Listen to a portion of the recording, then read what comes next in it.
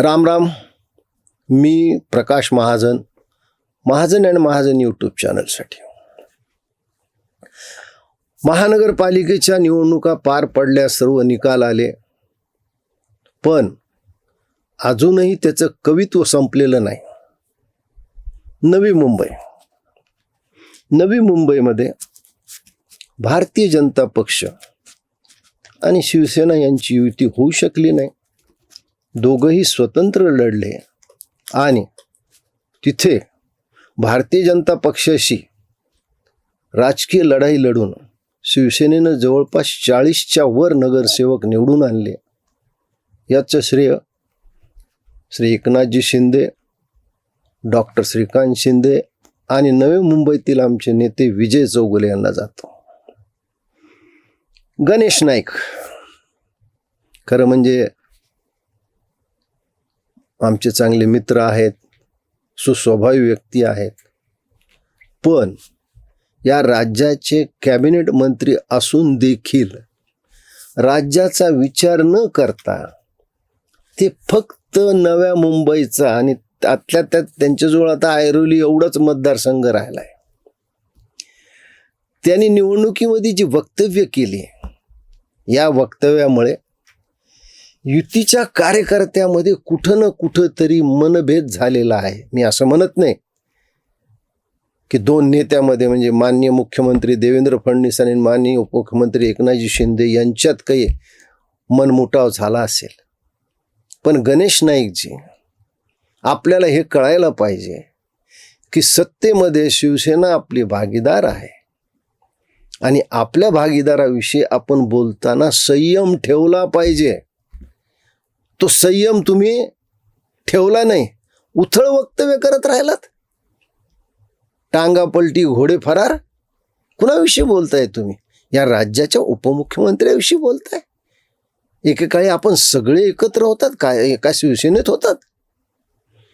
गणेश नाईकजी, तुम्हाला कितीही मोठं पद मिळालं तरी तुमचं वागणं एका नगरसेवकाच्या पलीकडनं हे मला दुर्दैवाने सांगावं लागतं.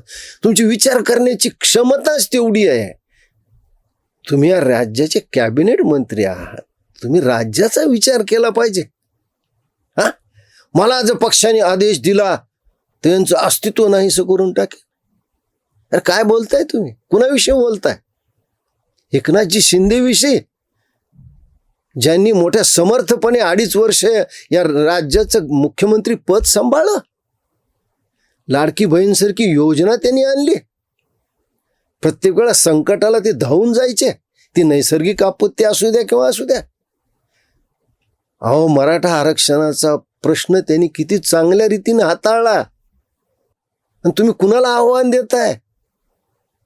भारतीय जनता पक्षानंतर शिवसेना जी एकनाथजी शिंदेच्या नेतृत्वाखाली आहे, तो नंबर 2चा पक्ष आहे. लोकसभेला त्यांनी घवघवीत यश मिळवलं, विधानसभेला घवघवीत यश मिळालं. आत्ता झालेल्या नगरपालिका निवडणुकीत 54 ठिकाणी आमचे नगराध्यक्ष आहेत. आत्ता झालेल्या महानगरपालिकेमध्ये 29 महानगरपालिकेत 3-4 ठिकाणी आमचा महापौर बसतोय आणि जवळपास 400 नगरसेवक निवडून आलेले आहेत. आपलं नाव तर गणेश आहे. तुम्ही भाजपचं संकट तर दूर करणार नाहीत, पण तुमच्या अशा वक्तव्यामुळे भाजपवर संकट येऊ शकतं याची तुम्हाला कल्पना नाही. तुम्हाला उद्या तुमच्या पक्षानं परवानगी दिली आहे, हिंमत आमचं अस्तित्व नाहीसं करण्याची. एकनाथजी शिंदेचं राजकीय अस्तित्व संपवण्याची तुमच्यात अवकात आहे? काय बोलताय काय तुम्ही? हा, आणि तुम्हाला फक्त आणि फक्त स्वतःचा स्वार्थ दिसतो. स्वतःच्या दोन मुलाच्या पलीकडे कुणाचा स्वार्थ दिसत नाही. अहो, अगोदर मंदा म्हात्रेशी तर तुम्ही लढा. मंदा म्हात्रेने तुमच्या हातून बेलापूर कधीच काढून घेऊन गेलेले आहे. आता राहिलं ऐरोली. त्या ऐरोली पुरते तुम्ही नेते आहात, एवढं विसरू नका. एकनाथजी शिंदे हे महाराष्ट्राचे नेते आहेत, तुम्ही एका विधानसभेचे नेते आहात. पण कधी कधी माणूस स्वतःची काय अवकात आहे हा विसरल्यानंतर असे वक्तव्य करतो. गणेशजी नाईक, तुमच्याविषयी मला असं बोलण्याची इच्छा नव्हती. दुसरा एक प्रश्न, महाराष्ट्रामध्ये हिरवा हिरवा हिरवा सुरू झाला. कोणीतरी ती मुंबऱ्याची तरुणी अगोदर राष्ट्रवादीमध्ये होते, तिकीट नाही दिल्यावर ती MIM मध्ये गेली. ती चांगल्या मताने निवडणारी, कौतुक आहे, सुशिक्षित आहे.